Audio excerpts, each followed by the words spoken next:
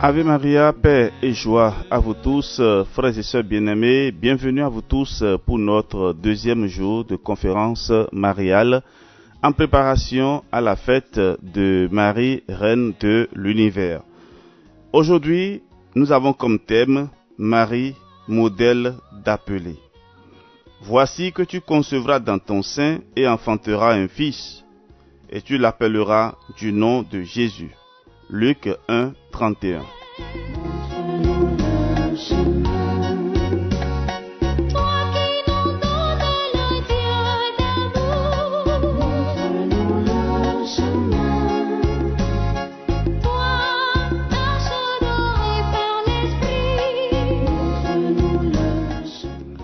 Alors j'invoque l'Esprit Saint sur chacun de vous, que l'intelligence, que la force, la sagesse de l'Esprit Saint vous soit accordée.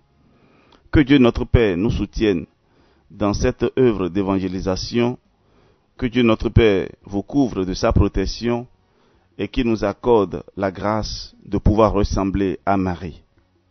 Frères et sœurs, depuis toute éternité, chaque être humain est appelé par Dieu à son service.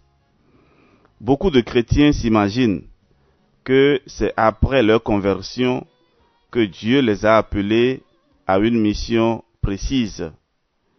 En réalité, les choses sont un peu différentes. C'est en vue d'une mission que Dieu vous a créé. Il veut que vous le connaissiez, l'aimiez et le serviez. L'appel au service de Dieu est non seulement déjà présent au moment de notre création, c'est-à-dire au moment de notre conception, mais est la raison même pour laquelle Dieu nous crée. Tout homme qui n'accomplit pas la mission pour laquelle Dieu l'a créé vit en quelque sorte pour rien. Sa vie n'a aucun sens. Notre conversion marque en réalité le début de notre réponse à l'appel de Dieu qui nous est adressé dès l'instant de notre conception. La Bible déclare « Ceux que d'avance Dieu a connus, il les a aussi prédestinés à être conformes à l'image de son Fils. » Nous lisons cela dans la lettre aux Romains, chapitre 8, verset 29. Dieu connaît chaque être humain dès avant sa conception, et lorsqu'il le crée, il le prédestine déjà à être conforme à l'image de son Fils Jésus, c'est-à-dire à devenir chrétien. J'aime beaucoup ce passage de l'Écriture. Béni soit Dieu, le Père de notre Seigneur Jésus-Christ. Il nous a bénis de toute bénédiction spirituelle dans les cieux en Christ. Il nous a choisis en lui avant la fondation du monde, pour que nous soyons saints et irréprochables sous son regard dans l'amour. Il nous a prédestinés à être pour lui des fils adoptifs par Jésus-Christ. Et ceci, c'est la lettre aux Éphésiens de Saint Paul, chapitre 1, versets 3 à 5. Avez-vous remarqué que dans ce passage, il est précisé que Dieu nous a choisis en lui avant la fondation du monde, pour que nous soyons saints et irréprochables sous son regard? Point d'interrogation. Êtes-vous chrétien? Croyez-vous en un Dieu qui est Père, Fils et Saint-Esprit? Vivez-vous conformément à l'Évangile en essayant d'aimer Dieu de tout votre cœur, de toute votre âme, de tout votre esprit, et en essayant d'aimer votre prochain comme vous-même? Si c'est le cas, c'est que vous êtes dans le processus de sanctification que Dieu a voulu et préparé pour vous bien avant même de vous créer ou de créer le monde. Vous êtes donc en train de passer exactement par le chemin que Dieu a tracé pour vous il y a une éternité. Persévérez sur cette voie et votre récompense sera grande. Dieu ne veut pas seulement que nous soyons saints et irréprochables à ses yeux. Il nous destine à quelque chose de plus grand et de plus beau encore. Il nous a prédestinés à être pour lui des fils adoptifs par Jésus-Christ. Oui, le Dieu Tout-Puissant, Créateur du ciel et de la terre, à qui appartiennent toute gloire, tout honneur, toute puissance et toute majesté, veut faire de nous ses fils adoptifs. La chose est tellement extraordinaire qu'elle nous paraît à peine croyable. Pour autant, c'est bien le dessein de Dieu à notre égard. Et en cela, j'estime que nous sommes supérieurs aux anges et à toutes les créatures célestes, car, à ma connaissance, aucune d'elles n'est prédestinée à recevoir le statut de fils adoptif de Dieu. Aucune d'elles n'a ce droit que nous avons de nous adresser à Dieu en disant Père ou Abba. Romains 8, 15. La Bible déclare encore, voyez à quel point le Père nous a aimés. Son amour est tel que nous sommes appelés enfants de Dieu et c'est ce que nous sommes réellement. Dieu aime les hommes, ses créatures. Il les aime tellement qu'il veut en faire ses enfants. Mais les enfants sont au service de leur Père. Il leur confie des missions qu'ils doivent s'empresser d'accomplir convenablement. Beaucoup de chrétiens se contentent d'être enfants de Dieu. Ils ne se soucient pas d'être au service de leur Père. Ils ne se rendent pas compte qu'en faisant d'eux ses enfants, Dieu le Père veut leur confier une mission à réaliser, une mission qui va donner un véritable sens à leur vie. De tels chrétiens manquent un véritable sens à leur vie. De tels chrétiens mènent une vie spirituelle morose sans attrait. Ils ne connaissent pas l'immense joie d'être au service du Seigneur. Cette joie, Marie l'a connue. Elle ne s'est pas dérobée lorsque Dieu l'a appelée à son service. Elle a répondu à Dieu d'une façon si admirable que nous ne pouvons que faire d'elle notre modèle.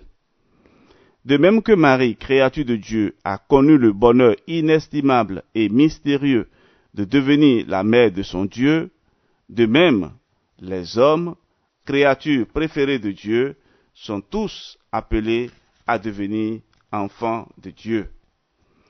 C'est vraiment dommage que beaucoup d'hommes préfèrent le statut de créature de Dieu à celui d'enfant de Dieu.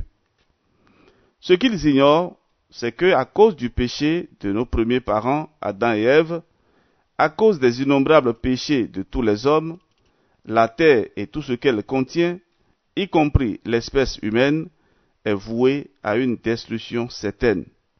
Seule la nouvelle naissance, qui nous permet d'accéder au statut d'enfant de Dieu, peut nous garantir que nous survivrons à la destruction du monde actuel et serons appelés à régner avec le Christ lors de l'instauration d'une nouvelle terre et de nouveaux cieux.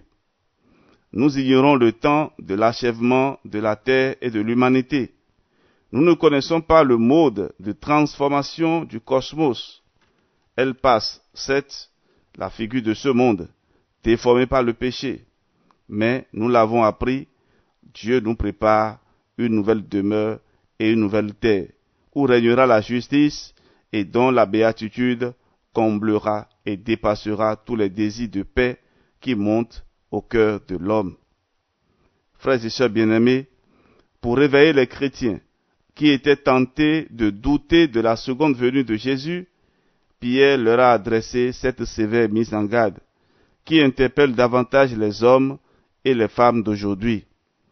Sachez avant tout que dans les derniers jours apparaîtront des gens qui vivront selon leurs propres désirs.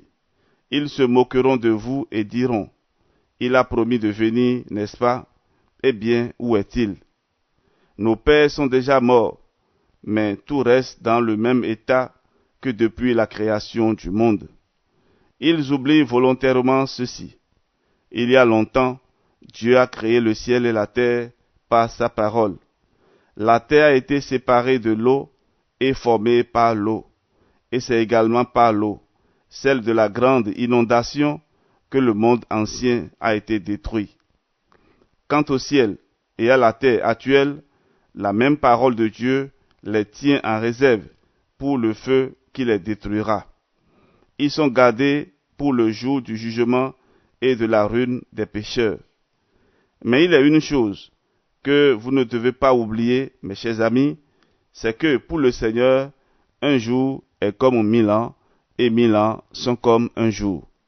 Le Seigneur ne tarde pas à réaliser sa promesse comme certains le pensent, mais il use de patience envers vous, car il ne veut pas que qui que ce soit aille à sa pète. Au contraire, il veut que tous aient l'occasion de se détourner du mal. Cependant, le jour du Seigneur viendra comme un voleur. En ce jour-là, le ciel disparaîtra avec un fracas effrayant. Les corps célestes seront détruits par le feu. La terre, avec tout ce qu'elle contient, cessera d'exister. Puisque tout va disparaître de cette façon, comprenez bien ce que vous devez faire. Il faut que votre conduite soit sainte et marquée par l'attachement à Dieu. Vous devez attendre le jour de Dieu en faisant tous vos efforts pour qu'il puisse venir bientôt. Ce sera le jour où le ciel sera détruit par le feu et où les corps célestes se fondront dans la chaleur des flammes. Mais Dieu a promis un nouveau ciel et une nouvelle terre où la justice habitera, et voilà ce que nous attendons. C'est pourquoi, mes chers amis, en attendant ce jour, faites tous vos efforts pour être purs et irréprochables aux yeux de Dieu et pour être en paix avec lui. Nous conseille Saint Pierre dans sa deuxième lettre, chapitre 3, versets 3 à 14. Quelle déchéance morale et spirituelle pour les hommes d'en arriver à préférer les créatures au Créateur. Beaucoup en effet pensent pouvoir trouver leur bonheur dans les choses que Dieu a créées et dont ils jouissent sur la terre. La perspective d'une vie après la mort, d'un bonheur parfait dans un face-à-face éternel avec notre Père céleste, s'éloigne progressivement de leur cœur. Ils sont devenus esclaves de la terre et de ses richesses éphémères. Ils prétendent qu'ils ne sont pas concernés par un appel comme celui de Marie, qui n'ont jamais entendu la voix de Dieu les appeler, ni vu aucun ange envoyé par Dieu auprès d'eux. À tous, la Bible répond ceci. Autrefois, Dieu a parlé à nos ancêtres à maintes reprises et de plusieurs manières par les prophètes. Mais maintenant, à la fin des temps, il nous a parlé par son Fils. C'est par lui que Dieu a créé l'univers et c'est à lui qu'il a destiné la propriété de toutes choses. Frères et sœurs bien-aimés, prenez seulement quelques pages de l'Évangile et lisez-les avec votre cœur. Vous ne tarderez pas à entendre la voix du Christ vous invitant à entrer dans le projet de Dieu. Retirez-vous un peu de vos préoccupations quotidiennes, de cette foule de choses qui absorbent sans cesse votre attention et vous entendrez bientôt les coups de Jésus à la porte de votre cœur. Voici, je me tiens à la porte et je frappe.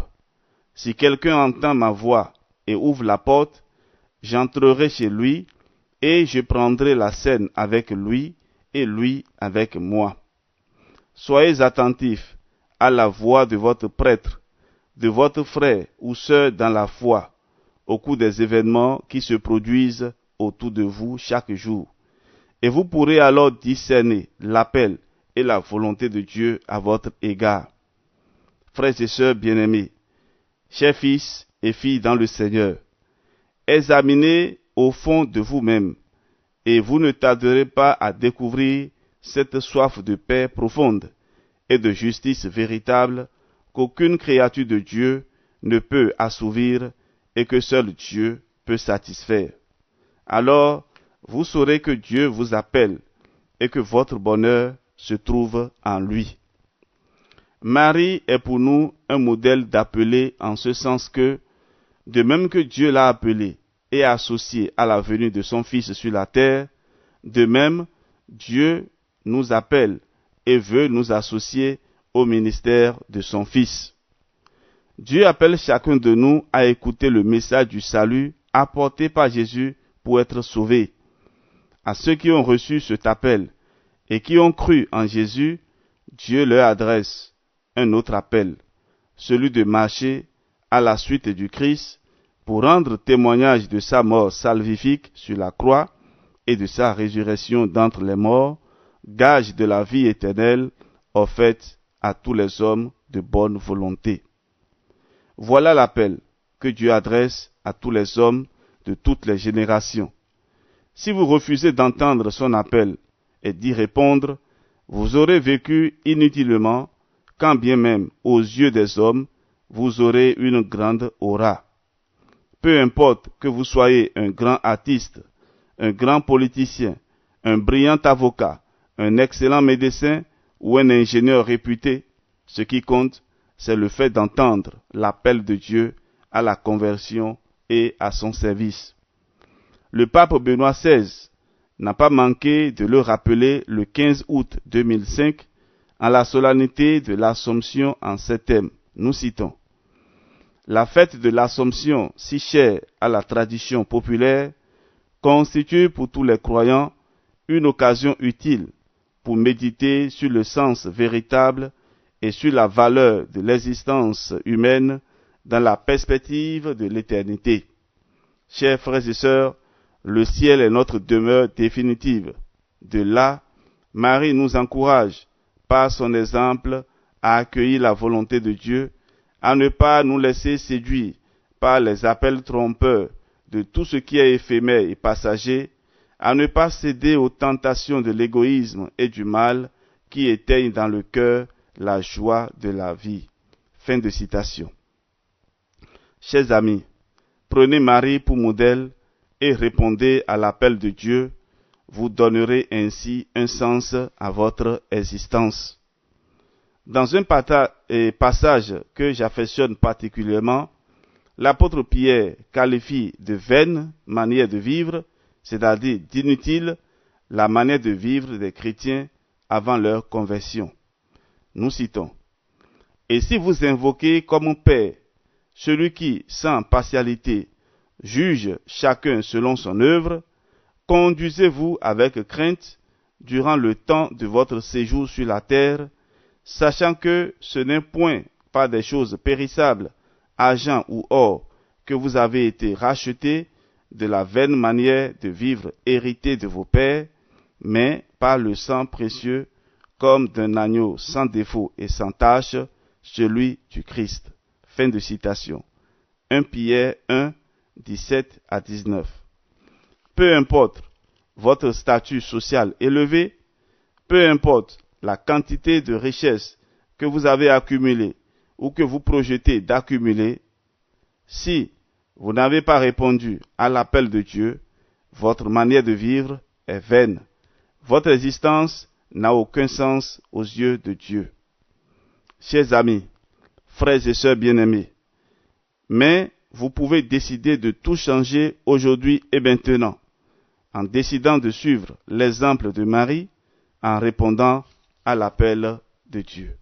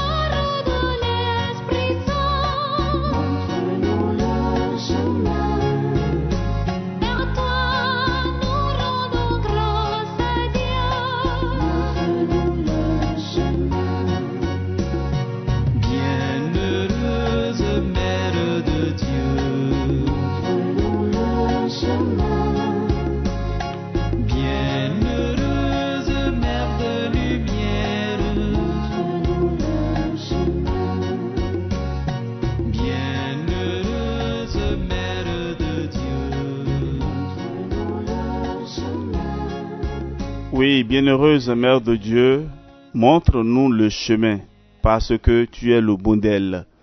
Tu es vraiment notre modèle, montre-nous donc le chemin. Frères et sœurs, accrochons-nous à Marie. Avec elle, nous sommes sûrs d'arriver au bon port. Et nous nous arrêtons là pour aujourd'hui, pour le thème qui a été développé, et Marie, modèle d'appeler. Et elle nous introduit dans le cœur de Jésus, où nous sommes appelés à répondre à l'appel que Dieu, notre Père, nous a lancé. Et modèle d'appeler, c'est donc le thème que nous avons abordé aujourd'hui. Et nous voulons clôturer à présent ce thème avec cette prière. Et je vous demande donc de répondre attentivement cette prière avec moi. Dieu Tout-Puissant, au nom de Jésus, je te supplie de me venir en aide. Détourne mes yeux des chimères du monde pour que je puisse répondre à ton appel. Sans toi, ma vie n'a pas de sens. J'erre sans but sur la terre. Que m'importe ce que les autres pensent de moi, que m'importe mes réussites sociales et professionnelles, toi seul peux combler les désirs de mon cœur. J'ai besoin de toi, de ta présence dans ma vie chaque jour. Je veux me détacher de tout, de moi et du monde, et me laisser guider par l'écho de ton appel. Viens-moi en aide, Seigneur, par le secours de la véritable et vénérable Mère de Dieu. Amen. Frères et sœurs, ainsi s'achève notre conférence de ce jour, et nous reviendrons demain pour parler de Marie, modèle de confiance en Dieu. Je vous souhaite d'agréables moments en notre compagnie. Partagez autour de vous cet enseignement et donnez la grâce à ceux qui ne connaissent pas encore le Christ de venir vers lui. Et ceux qui le connaissent et qui hésitent à le servir, qu'ils aient le courage et la lumière nécessaire pour le servir en ce monde et goûter à la vie éternelle dans l'autre monde. Que le Seigneur vous bénisse et vous protège, au nom du Père et du Fils et du Saint-Esprit. Amen. Votre serviteur, le Père Jean-Raphaël Mariton, nous dit, si vous avez été touché par cet enseignement et vous voulez avoir plus d'explications ou poser des questions, vous pouvez nous écrire par WhatsApp, plus 229 67 20 14 14. Soyez bénis, dans le Saint-Nom de Jésus et de Marie.